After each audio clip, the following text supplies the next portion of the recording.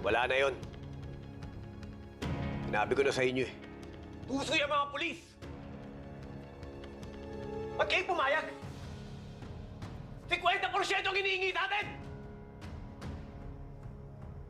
Tayo ang gagawa! Tayo magdi-deliver! Ano? Buhay ang tayataya natin doon!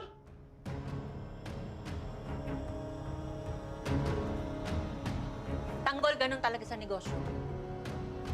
Minsan panalo ka. Pero minsan kailangan mo rin magpatalo. Yang 50%, madali nating mababawi yan. Malaki ang kitaan sa droga.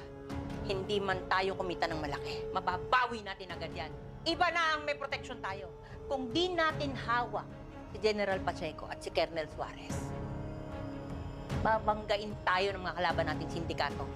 Dadaanan at sasagasaan lang tayo ng mga yan. Pero ngayong hawak na natin sila, kayang-kaya na natin makipagsabayan.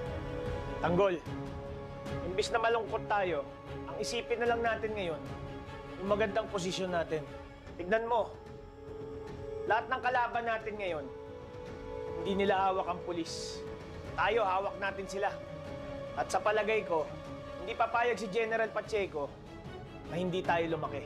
Dahil 50% ang kikitain niya sa atin.